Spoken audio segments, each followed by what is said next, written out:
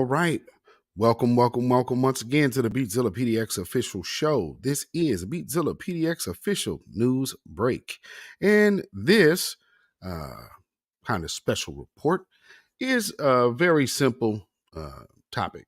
So this video will not be long at all, but just wanted to give my 2 cents in on something that we probably should be paying a little more attention to, and maybe some people just need to be reminded that this is a thing.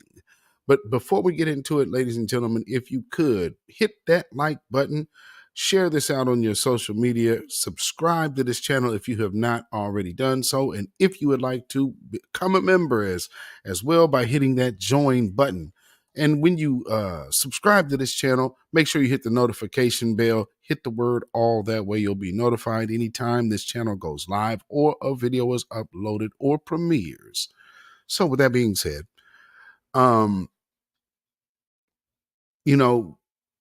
we have a lot of misunderstanding when it comes down to Black politicians and Black faces in high places, shall they say. And we've had like these people, these men on your screen who have literally done nothing for Black folks whatsoever. And one is a Republican, one is a Democrat. The thing about it for me in this particular conversation is letting you understand that they both serve the same purpose. What we know, that white supremacy takes both sides of the argument. So if it takes both sides of the argument, then that means this on your screen also represents both sides of that same argument, because a shield represents the organization or idea that he or she has joined up or coupled themselves up with to promote.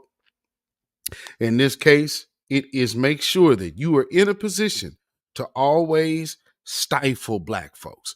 Make sure that you get in your position and Black folks do not get any further empowered. Because again, as we see, there's a long-term agenda against Black America that, some people could say has obviously been orchestrated over time.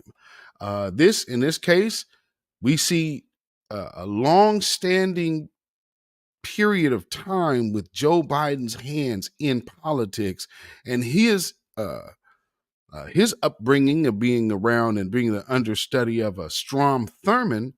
These people got real savvy on how to execute their plan. And one of the best ways to execute a plan of anti-Black legislation is to put a Black face on it. And so we have Black leaders. What we need to start coming to terms with is there are no such things as Black leaders. If there's no Black, or if there's no white leaders, if there's no Asian leaders, if there's no Latino leaders of their community, like leaders of the community, as if we're some offshoot group of people who have one thought under one person's mouthpiece.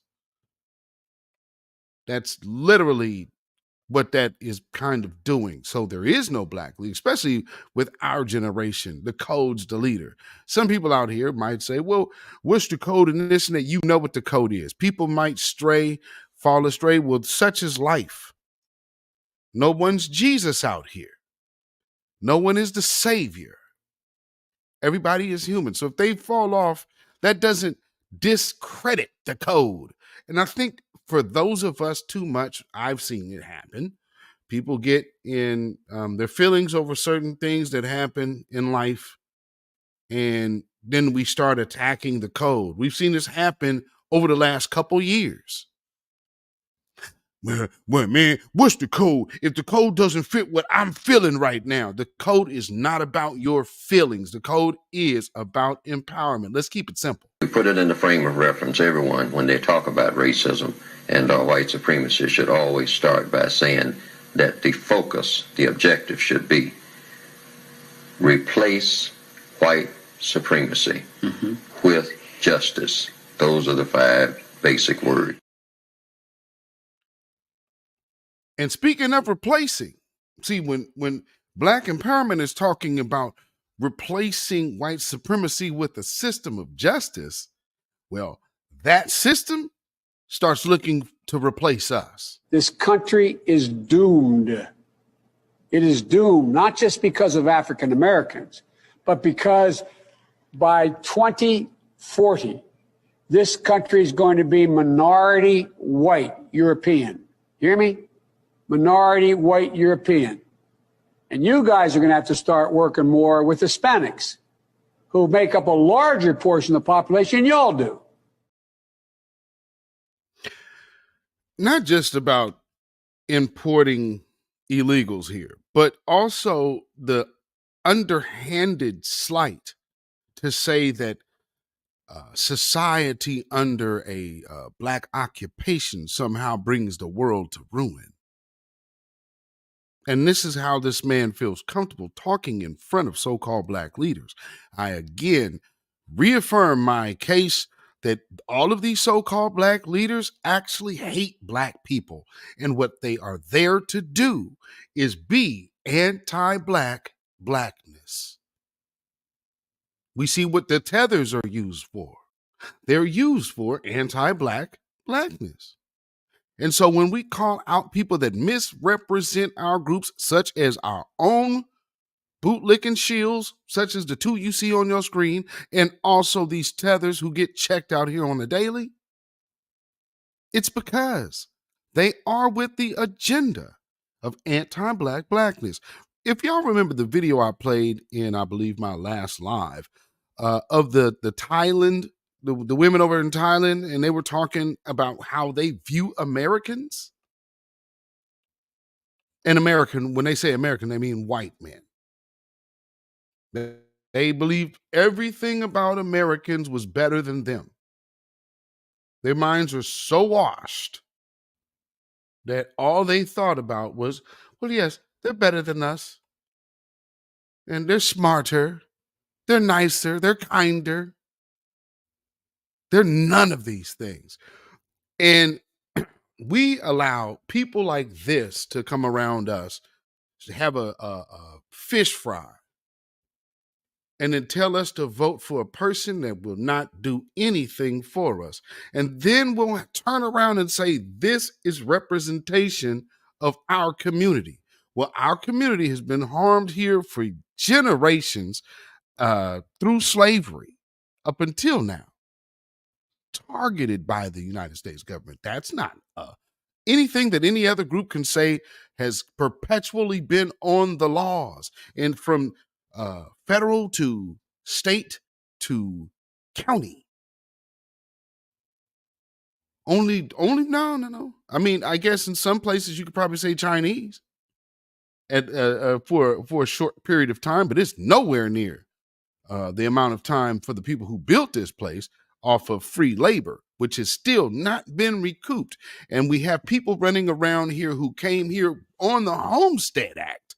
Mind you, you're not even actually a foundational white American because there's not really many of those. That's why they needed to have white peasants coming from overseas to come here, needed to be taught how to farm. This was the biggest handout that we have seen in recent history for a bunch of people who were starving, sick and destitute in Europe, coming here to make a better way for themselves off of this country that these Black hands and bodies have built. I think right there you see the difference in greatness. But nonetheless, these bootlicking shines also get their rewards for being so absolutely anti-Black while representing Blackness, being the Black friend, being the Black representative of an anti-Black agenda. Well, they've gotten their awards from their friends. One is a Supreme Court justice, and the other is long-standing whip of the Democratic Party. Because Whistler over here, Fiddler,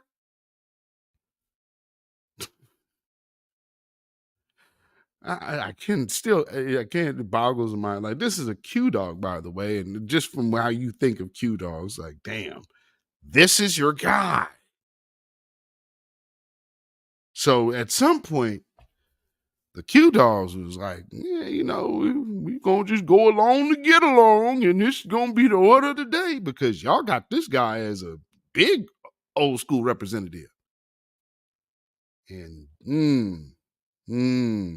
no, and people be like, oh man, how you gonna say he actually don't like black people? Check this out. You want to know if you support reparations? I'm sorry? You want to know if you support reparations? I support reparations, but in that name, y'all need to learn what reparations is. Y'all keep talking about a word. It means to repair. It's cash payments for all. Hell no. You never get it. Why not? That's why we need your support. You got a lot of power. You will never get it. You have a lot of leverage. Let me ask you a question. You get our support. We've been dedicated to you for a very long time. Will you listen? Yes, sir. Yes, sir. Okay. If you are mulatto and you are allowed to get an education, and this person is not allowed to get an education, how will you measure which one to do what? I was allowed to get an education, but I'm still. That's not the point. You're talking about the law. You're talking about the law. You're talking about my wife, whose grandfather was white, and therefore her mother could get educated, but her daddy was African and could not get educated. How do you measure that? But Africans get educated now. You support Africans getting educated right now. We're not living in Africa. You're living in America. Okay. I know you got more sense than I got. I understand that. Thank you.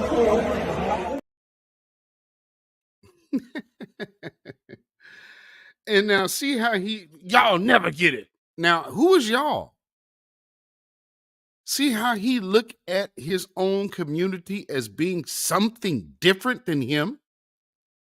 But he wants to represent us as being the black voice in Washington, D.C. and Capitol Hill. BlackAmericaWeb.com. They tweeted this out on X a couple days ago.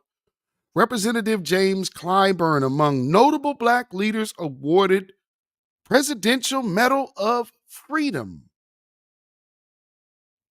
while his people are still in bondage. Well, while his people are still oppressed, we're not in bondage, but we are in the land of our captivity nonetheless, and that much is very much evidently true. Let's see. This article goes on to read, and this, again, like I said, from Black America web.com. Congressman James, come on now. Boy, and then you guys got to have the page with all the janky ads, man. Hold on. You know what? Let me open this in something else real quick. Bear with me 1 second. All right. So Congressman James E. Clyburn and other notable black leaders were awarded the Presidential Medal of Freedom, the nation's highest civilian honor. On Friday, President Biden named Clyburn and 18 others, quote, who, quote, have made exemplary contributions to the prosperity, values, or security of the United States, world peace, or significant societal, public, or private endeavors, the White House said in a press statement.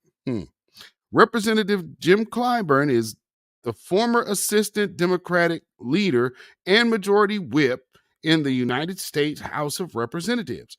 Clyburn has spent his career as a politician, breaking down barriers for black people in politics. Now, that is not true other than black people getting in a position to ignore black folks' agenda. Because we have a whole black caucus that has no black agenda. And he's part of it. Look, a long-standing politician without a black agenda. Why does that make sense? You're part of a black caucus. See, they're there under the guise that having a black caucus just means black participation in the system. That ain't what we need. We need black representation in the system, which means you're coming with the black agenda. Let's see. The South Carolinian was the first black person to serve multiple terms as House Majority Whip and has served as chairman of the Congressional Black Caucus, vice chair and chair of the House Democratic Caucus. The Democrat has also been an advocate for preserving and restoring historic buildings on campuses of historically black colleges and universities, as well as creating legislation centered around national heritage areas such as the South Carolina National Heritage Corridor, Gullah Geechee Cultural Heritage Corridor, the Carnegie National Park, and the Reconstruction Era National Historical Park. He also worked to expand the Brown v. Board of Education National Historic Site to South Carolina, Virginia, Delaware, and Washington, D.C. If you understand what I just read off, this man's accomplishments are him making sure that parks representing historical facts got done. Not anything being done for the people that those parks and situations represent. No, nothing there in that. But they are very proud of his accomplishments of securing parks with these functions of being monuments of some sort. Which I'm not saying that is a bad thing. I'm just saying that's not an agenda. Through 3 decades in the House, Representative Clyburn has transformed the lives of millions of Americans, I bet, and created a freer county. It created a freer county, the White House said in the press release. Okay. A freer county, I guess. I don't know how, but whatever. After the announcement, Clyburn expressed his gratitude for his prestigious honor. Words cannot express my profound honor and gratitude in receiving the Presidential Medal of Freedom, he wrote. This recognition is not only a testament to my work, but also to the countless individuals who have supported my journey, the giants who fought alongside me for justice, equity, and the pursuit of progress, and the support of my loving family. I look forward to continuing my efforts to bend the arc of history toward justice and proving myself worthy of this incredible honor. Now, you just heard how he talked to black folks. Now, you remember when he was out there at the fish fry. Why y'all keep effing with me? Right? So he's not working for that group's progress. So he's working for progress for a whole different agenda. And so that's one thing that I guess you could just take with a grain of salt on there. Also among the recipients was the late civil rights leader Medgar Evers. Evers, who fought in World War II, was a pioneer in the fight against segregation in Mississippi in the 1960s. He served as the NAACP's first field secretary in Mississippi and organized many protests for the cause. Evers was assassinated in 1963. He was only 38 years old when he died. Evers' family also expressed overwhelming gratitude for Medgar's name being listed as an honoree. Kind of interesting that it took so long to get Medgar Evers as a honoree, but y'all paraded John Lewis out here as some civil rights icon. This is a civil rights martyr, Medgar Evers. Medgar Evers was a civil rights icon. And you're just now getting around to this. Okay. I guess. Quote, my heart is full from the news of this extraordinary honor, said Merle Evers in a statement sent to News One. My beloved husband, Medgar, was the love of my life, my steadfast partner, and a devoted, loving father. To the world, he was a civil rights leader. To me and our 3 children, he was the world. Medgar balanced his monumental public role with a dedication to his family like no other. She continued, "This medal is a tribute to his courageous leadership and his ultimate sacrifice. Medgar was a committed activist, educator, organizer, husband, father, brother, son, and friend. With this esteemed recognition, the world will remember his legacy forever." Look at the difference about Medgar Evers and this man on your screen. Come on now. Other noticeable recipients were Clarence B. Jones, a civil rights activist and lawyer who helped draft Martin Luther King Jr.'s I Have a Dream speech, and Opal Lee, considered the grandmother of Juneteenth, who pushed to get June 19th recognized as a national holiday. And the mother of Juneteenth is Clara Peoples. That's why they say considered to be, because they know who the mother of Juneteenth is, and that is none other than Miss Clara Peoples from Portland, Oregon, which most people probably don't know. I've done that. I've done a whole broadcast here on Clara Peoples, though, back when they were, the stroke of the pen and the pen. I'll stop it. So, yeah. So for those who know, we did that broadcast right here, that little educational piece. But here's something else I just want you to just soak in before I close out this broadcast. Remember how anti-black these folks are. And even when talking about Jim Clyburn's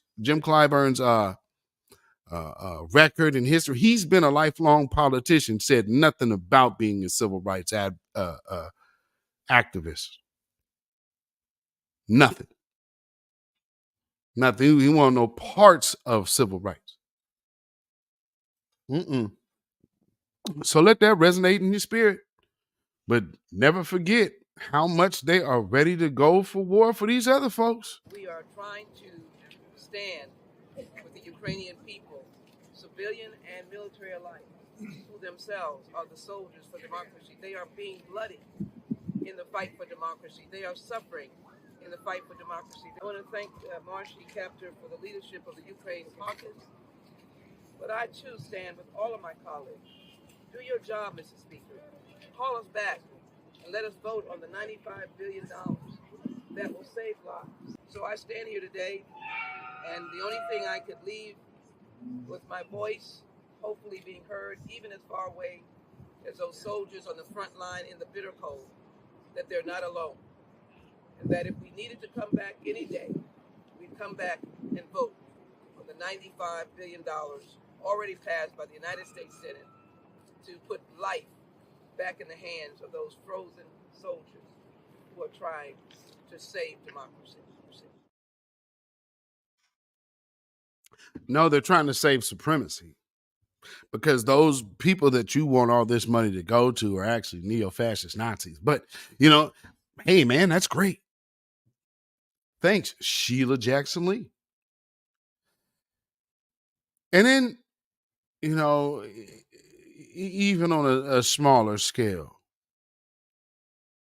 I want you to just look at this video. And this is from X as well.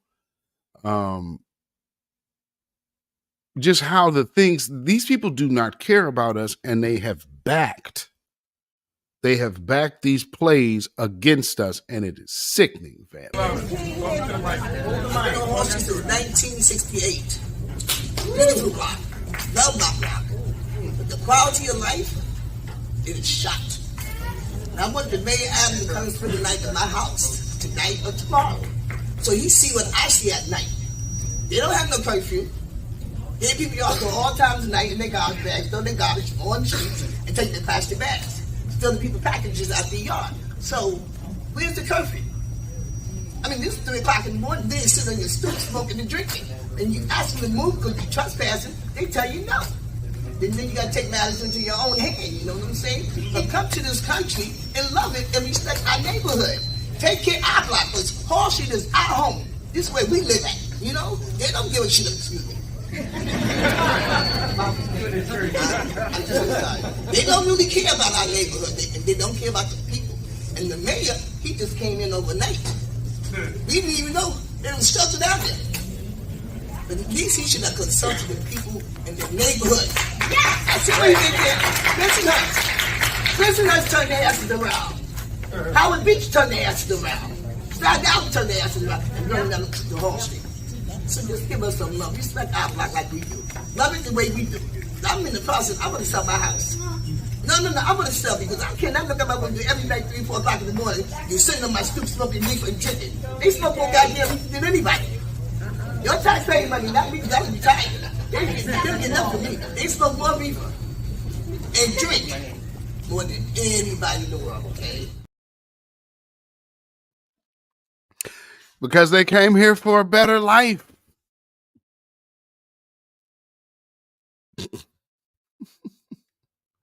Yeah.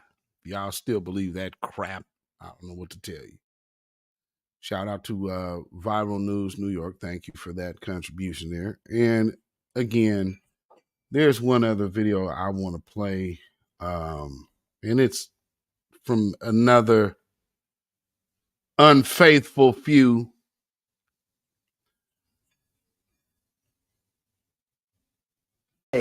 No matter if he loses, he's going to say that it was fraud. He still has not accepted what happened in the last presidential election. And so we have to be very concerned about a former president of the United States talking about attacking his own country, talking about perhaps a bloodbath, talking about perhaps there's going to be trouble. He said it in so many different ways. We should take him seriously. This man does not believe in the Constitution. He wants to be a dictator. This is a dangerous human being. And we have to know what our country is going to do to protect us from him. Well, yes. No, yeah. I know you can keep going for this whole hour, Congresswoman, on that. But speaking of the Constitution, Trump says in that time interview that he would not seek to overturn or ignore the Constitution's prohibition on a third term. So the American people believe that. Do you believe that? No. Absolutely not. As I said, you can't believe anything that Donald Trump has to say. Yeah. Problem you're having here, Democrats, is that black folks thoroughly know we can't believe anything that Joe Biden says.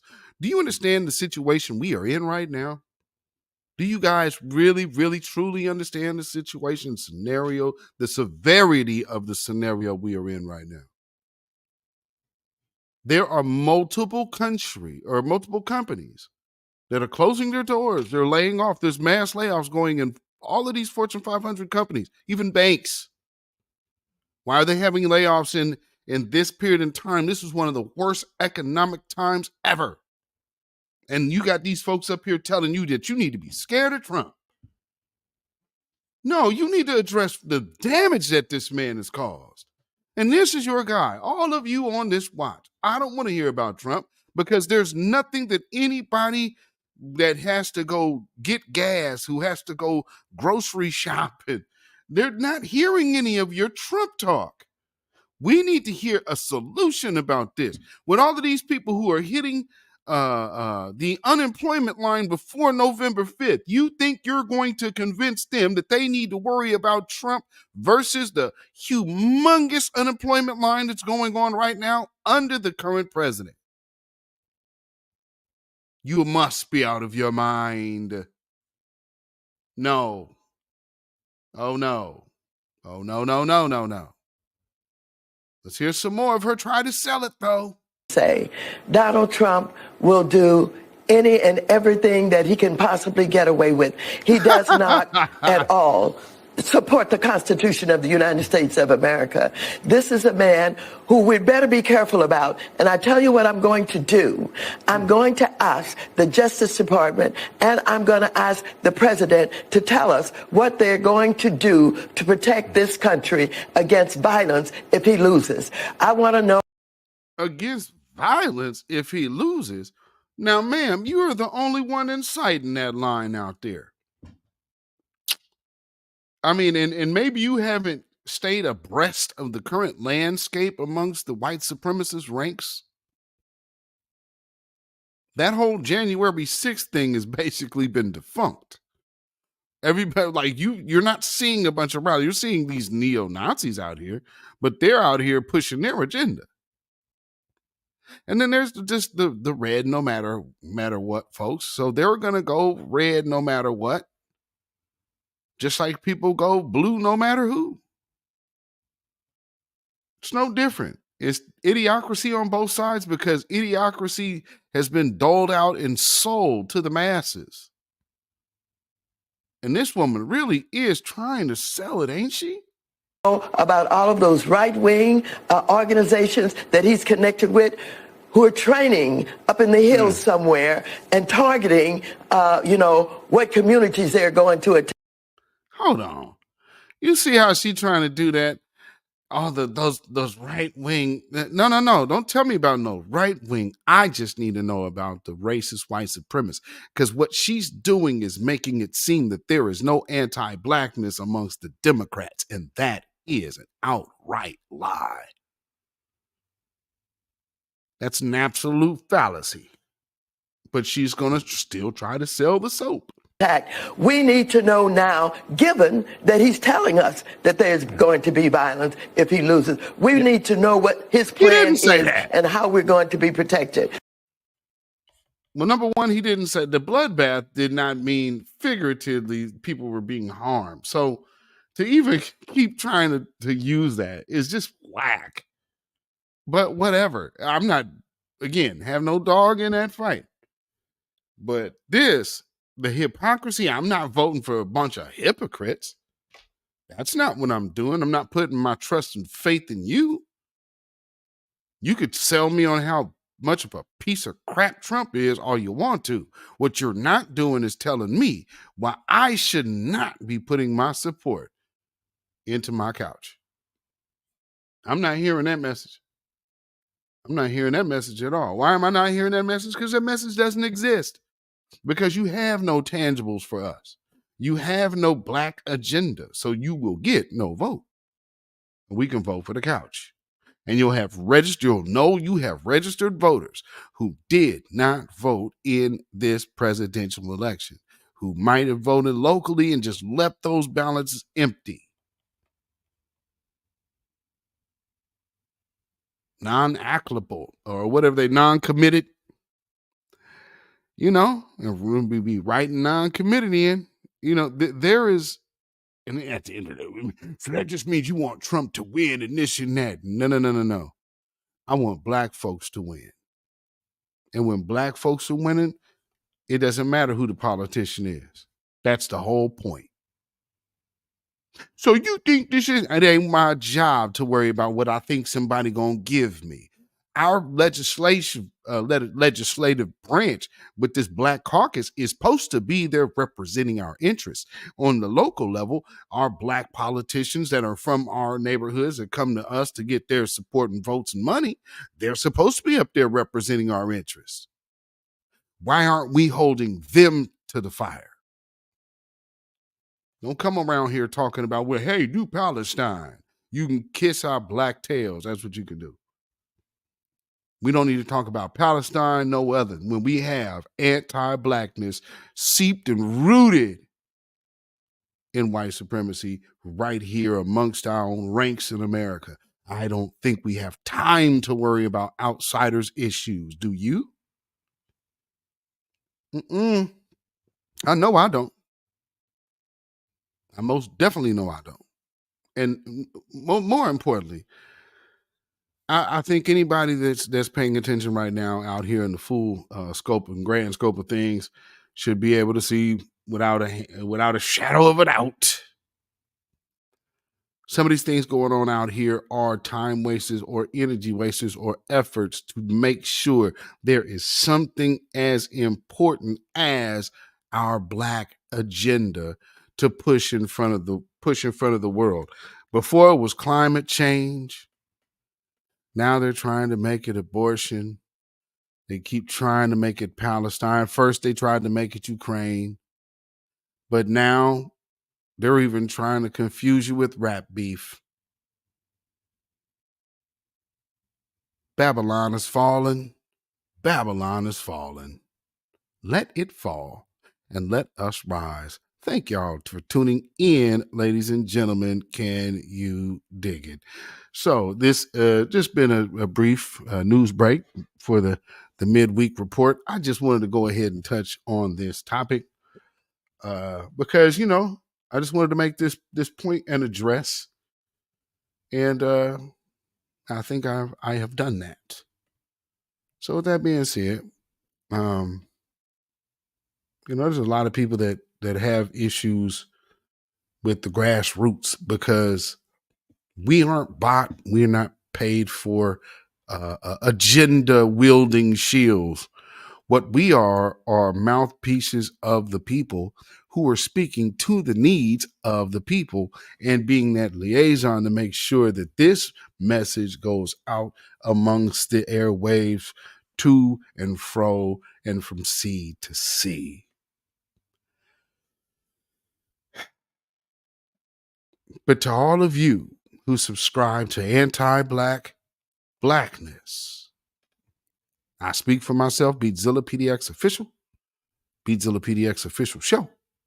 Those of you in the chat, those of you in the grassroots and the voices of new black media, I believe it's safe to say I speak for all parties involved when we proudly dedicate this song to you. Get up off of that cocaine and get up off of that crack.